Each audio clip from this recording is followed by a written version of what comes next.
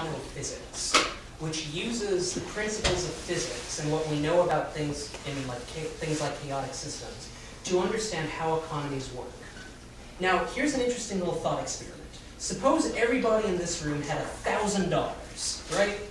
And then suppose I randomly selected 2 people, and then we flipped a coin. Heads, you give $1 to you. Tails, the second guy gives $1 to the first guy, right? I mean, that's a market. It's a good simulation of a market. Now, here's the interesting thing econophysics has actually discovered.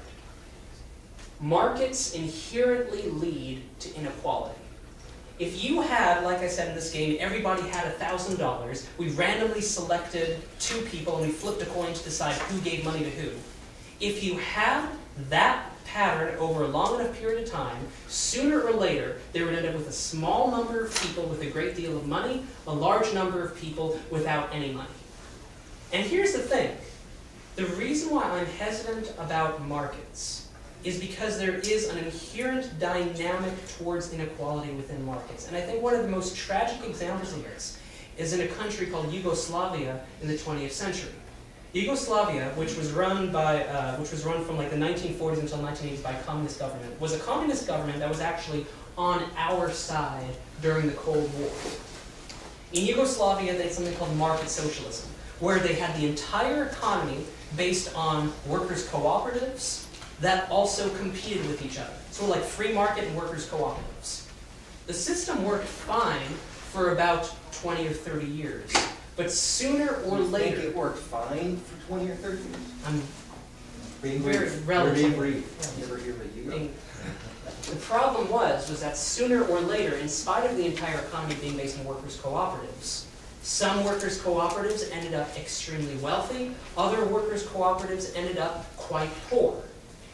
Towards the late 80s, early 90s, most of the wealthy workers' cooperatives were towards the northern part of the country where they were most economically integrated with the rest of Europe. The wealth disparity led to political secession movements, which led to the breakdown of the country. And again, this was an economy that had been based on workers' cooperatives, but because they had market competition, sooner or later they drifted towards inequality all over again. The reason why I personally support a planned economy is because it allows equality to sustain itself. Where has that happened? Oh, wait. Other questions? Yeah, let's go. Anybody else has? Oh, we have one. I'm not sure if you're familiar with the Zapatista movement in Mexico. Yeah. Where would you place that in the context of today's discussion between communism and anarchism? Because it started off, obviously, as a Marxist insurgency. However, today it still possesses the workers' cooperatives of the coffee growers. However, there is no strong central core to the government. It's basically a network between the communal villages. So, again, where would you place that in the context of today's discussion? I would call it impure politics, exactly the kind that I favor. I think it's working between and among different systems, and I think it's the stronger for that. I think adhering to the party line, so to speak, would have hastened its demise. And I think that what's happening now is probably the best could have been hoped for in the short term. And in interest, I'm just briefly. And I think kind of on that note, focusing less so much on ideology and more what they do with ideology, the Zapatistas basically implemented their ideology with an armed rebellion and economic cooperatives. Now, the armed rebellion didn't get very far, but the fact that they have these cooperatives as sort of a lasting legacy, I'd say, is at least some level a good thing. And maybe, hopefully, best of all worlds, you could have that contribute to or help spark or help inspire a wider cooperative movement in other parts of Mexico. Quick Zapatista story about Rage Against the Machine. I was supposed to be in Chapel Hill when Rage Against the Machine was supposed to play at the SEAT conference. There was like 1,000 activists there. They didn't show up. We were like, what the hell happened? Some of the Zapatistas had been getting terrorized in these communities, and they rented the biggest, blackest Cadillac they could find, limousine, with black tinted windows, and like people in front of them, and they just said, drive us there. So suddenly they're driving, these members of the death squads, and they're all there, and all of a sudden they see it's like El Diablo, like these superstars. We didn't mind the fact they didn't come to Chapel Hill. But a lot of my anarchist friends went down to the Zapatistas in the Yucatan Peninsula, and I have a photo on my wall in my living room of my roommate who was down there organizing.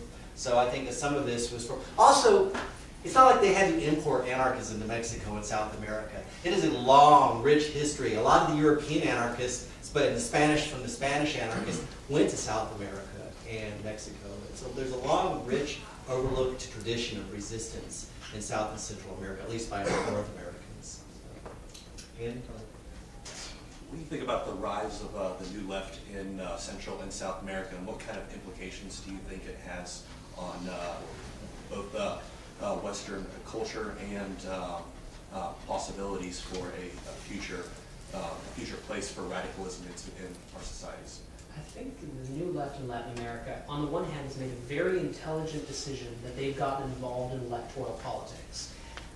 This is one thing that annoyed me during Occupy Boston. We had the Boston City Council elections in 2011, and Occupy Boston didn't do anything. Now, the left in South and Central America, they've gotten very involved in elections. They've elected a ton of left-wing governments. Then the question is, what do these left-wing governments actually do when they're in power?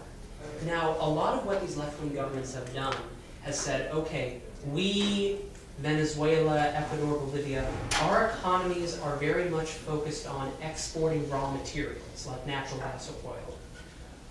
We're going to keep exporting these raw materials, but we're going to try to capture more of the profits and direct them towards the neediest in society.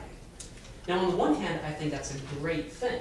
But on the other hand, there's sort of a longer-term question here, and that is, if you're still dependent on selling exports for your country's economy, sooner or later that's a longer-term economic issue that has to be addressed.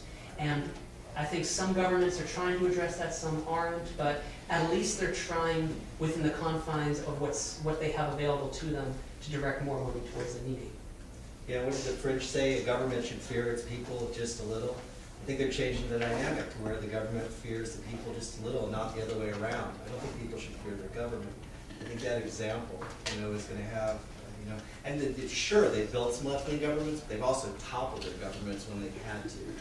And I was in Guatemala when the death squads were at the end of their activeness and learned how to identify bodies. If they had blowtorch burns on them, the cops had done it in interrogation because they would dump the body where it was visible. It was a military hit, they would dump it out in the fields. That ain't happening anymore, as much. So I think that, propaganda of the deed through example, that's how it will influence our politics. When you see Mexico and South America and Central America and the rest of the world that are so far ahead of us in egalitarian governments and governments that fear them rather than the other way around, that it may inspire Americans to do the same someday. And I think it has to. Speaking of that fear, to pose sort of a pretty simple question, what's the take on the Second Amendment in terms of anarchism and Marxism? Second Amendment As a protects defense the first. attorney. Well, the Supreme Court has said that the clearest interpretation as to why we have a Second Amendment is to protect ourselves from our government when, not if, when it becomes tyrannical. That's the whole structure of it. So you're for it, obviously. You're pro. Well, I grew up around firearms, Sure. but I'm for history. Okay. I've studied what happens when the populace starts getting disarmed. It makes me fundamentally uncomfortable. Sure. But then again, I think some people should have all the guns they want, but shouldn't be trusted with bullets. I think if we're going to be in an armed society, there should be basic gun safety classes in elementary school. People should learn that these basic, I think that would help a lot. But, when the people don't have guns, only the government has guns. When the Jews were fighting in the Warsaw ghettos, they didn't want propaganda, they wanted guns. Then again, I hate firearms. It's wiped out so many species as an environmentalist. I find so many deer with holes blown in them. You follow their blood trails by slob-ass hunters that won't follow their kills. I think that there's a conflict there, and it's unarguable. People die. There are idiots that shouldn't have firearms that do. But the biggest idiot of all historically has been when the government starts stripping weapons from people. Could we No, I'm sorry, Dr. Dunn. I think in this instance, principles are less important than results, and what we need to look at is the effect of firearm policies. There are lots of ways of studying and documenting those effects, and if we make principle at like the right to bear arms supreme, I think we miss important evidence that might direct us otherwise. I assume you would say the same thing about the First Amendment, too. I think that's more fundamental to a democratic process. I really do. And the fact that I see places where firearms are much less common doing equally well or better at democratic process than we have makes me less prone to stand on principle in an instance like that. You had a question? Now, I may be completely wrong, but I can't think off the top of my head I have two questions. Any kind of civilization, ancient or modern, that has had a majority kind of, not, so ruling might be the wrong word, but ruling anarchist kind of government, people that kind of ran things, and, you know, if the anarchists had their way, how would they, quote unquote, govern society? How would society function without somebody at the head, or a head group of people deciding what to do? Let me answer that. A good book to look at would be Debt, the First 5,000 Years by David Graeber. That is a look at the way in which financial systems have evolved in the first 5,000 years in the last 5,000 years of human history. And his point, and a lot of anarchists take this view, is if you look at many traditional societies, you see varying degrees of anarchism. That is, they certainly don't have state power. There is patriarchal and matriarchal power in various degrees, but it's diffused in hunting and gathering societies, for instance, across lots of different networks of dependency. So no one can afford to be too exclusive of anyone else, or the network just falls apart. There's a close dependency. So if you look at the big picture, you might even come up with the claim, and this would be controversial, that most societies in human history have been anarchist societies. At least they haven't been nation-state societies, and they haven't used institutions of power the way that we use them today. Now, does that mean that I'm advocating return to, I don't know, tribal existence? No, I don't think that's the case.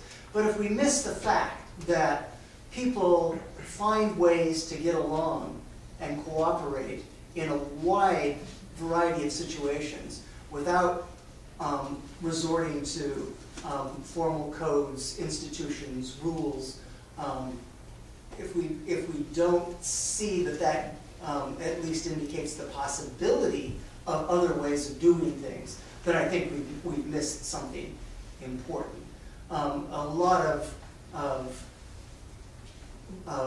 social research has looked at instances where order breaks down, like traffic signals fail or something like that.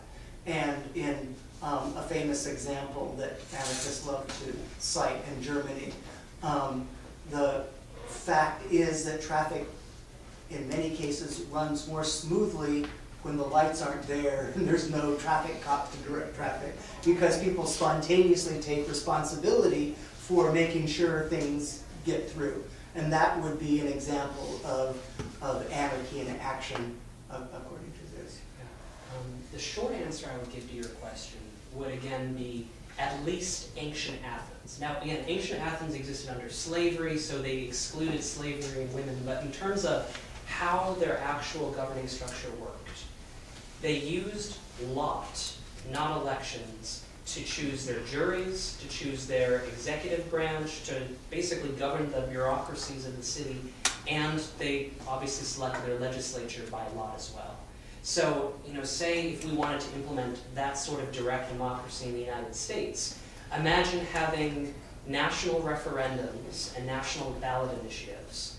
Imagine selecting the United States Senate, 100 randomly selected people instead of electing them. Imagine having the judicial system based entirely on juries and not on professional judges.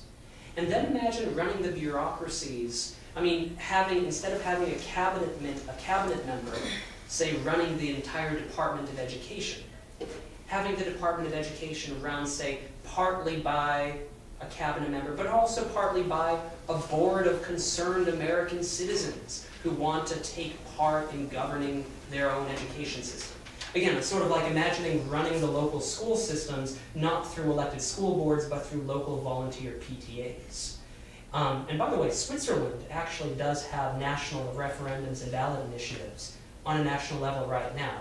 And I think it would be a great thing if we had that in this country. Oh, so what is this thing called government? Where is government in this room right now? This is an anarchist setting. No government is keeping me from robbing you right now, or asking for, beer money or any antisocial act. It's because human beings and everyone in this room is fundamentally decent. Most of our life experience doesn't involve, to your own definition of decency, but most of our lives we don't interact with the government at all. You might interact with an officer periodically, or when the interaction is usually negative, visiting the IRS. But most of our lives are just people interacting with one another without the intervention of a nation state to either make it worse often. So I would argue that throughout any almost empire, as long as when the nation's not involving itself between people's free associations, you have examples of anarchy. But I saw a hand up in the back. Oh yeah, I was just going to say, if we're going to talk about how anarchic principles can help with the society, we just look around what's happening every day now. I mean, the anarchic orders showing up all over the place. If you look at Creative Commons licensing or something like that, that's a great way to squash intellectual property laws and get stuff out there for the commons. That's a great way. MOOCs, massive open online courses, a great way to reclaim education and start giving free education to people. There's a lot of work that could be better. Than ecologically. There was an old thing with natural resource management: decide, announce, defend. The centralized authority knows, hey, these are our statistics, these are our numbers, this is how we can best manage an ecosystem. Well, that failed. And what you have now is adaptive collaborative management, where it's like, wow, we actually need stakeholders. We actually need to return this government back to this community, because the community is going to know how to do things better. That order's everywhere. Now we're still dealing with a government that's taking control of it, but the theme of the 21st century is decentralization. May I pose a question to you? Yeah. How do we protect ourselves from corporations without government? Ooh, how would we do that? Well, because the corporations are a product of the government. Right. So without the government, you probably start really descaling corporations. And I think cyberspace is really one of the places where the kind of conflict between libertarian and left anarchism is coming to a head. It is a really significant fact, as I was saying in my paper, that the heads of Oracle, Google, Wikipedia name their children after Ayn Rand characters. This is not accidental. They profess that publicly, and yes. it's often, but I think there is a great deal of collaboration with the state, especially. Well, but what I'm saying is, yes, there's a lot of collaboration with the state, but they're also pushing a kind of a version of libertarian anarchism that disguises what I think are politically suspicious commitments and values. And this is where anarchists need to be creative and up their game in the face of that kind of competition. And that's where at least one important battle is going to be fought. And it's being fought in different ways, but I think the jury is still out on what's going to happen. And you wanted to respond? Well, just to add to it, I guess the anarchist tradition is, what authority is legitimate, what authority is illegitimate. Illegitimate authority needs to be dismantled. So there's this idea, about a government, well, who's going to regulate corporations, who's going to take a look at Wall Street, who's going to do all this, but, actually existing capitalism is impossible without the state. So if you start dismantling illegitimate authority, you're not only doing that with governance and rule. Anarchy isn't without order. It is order. It's highly ordered or highly organized society. It's just absent of rule. So if you start taking away the privilege, and every good socialist knows if you want to make things more egalitarian, you have to abolish privilege. So you have to abolish the privilege that allows these systems of power in the first place. And so I just think deconstructing that authority and where the internet is going, I mean, I think you're going to start seeing stigmergic or anarchic revolutions all over the place, just like we are now. As a lawyer, I can tell you where the internet's going. Congress already tried to limit it once and failed. The next time they'll do it, it'll be like some horrendous child pornography case will get exposed, and they'll call it like the Amanda Benson Child Protection Act. That's how they're going to put restrictions on the internet. I thought they would have done it better than their last round. I was reading some of what's happened, but that's typically how bad laws are passed. They pick a horrendous event. And I guarantee you, you watch, you all owe me a beer if I'm correct, I owe you a beer if I'm not. In your lifetime, if not in the next 10 years, there's going to be some horrendous event that's going to happen. It's going to shock the conscience of everybody, and Congress is going to try to pass some limitation on the internet on its basis. You're going to be like, either you're for it or you're for child pornography. Which are you for? Are you saying you support the abuse of nun beating in children? I mean, that's the Anti-Nun Beating Act and Child Protection Act. How can you, sure, we're giving up some internet freedoms, but we're protecting nuns and children. How can you be against that? But I mean, you say that laughingly. It'll happen. No, all of us in this room yeah. feel that urge. No, it's Patriot. Oh yeah, the Patriot Act, another fine example of an act that would put all the patriots in prison if they existed today. Jefferson, Franklin, the rest into the Patriot Act, bang, they'd have been in prison. Thomas Paine, irony abounds. Other questions? Perhaps from someone who hasn't raised their hand yet? Yeah, we probably have time for one, maybe two more You questions. see, we'll talk about anything. I noticed you mentioned a lot of things about the environment, environmental concerns, like the aquifers and natural resources conservation. So how does the anarchist movement, I guess other affiliated movements, coincide with the environmentalist movement, and how can these two perceivably different... We've been the core of it for the last 20 years. Okay. Well, also speaking as a socialist, one of the big things socialists are saying is that, yes, everybody should get fluorescent light bulbs. And yes, everyone should unplug their stuff, and yes, everyone should turn the lights out, after you leave the room. But the socialist argument is that the way the capitalist system is right now, these individual actions, lifestyle changes, are not going to be enough to prevent ecological catastrophe. I mean, like, even if every single American used fluorescent light bulb, the rice industry alone in the US would still spout out like 7 times more carbon dioxide than all the amount we all save for those new light bulbs. So it is going to take some very widespread change.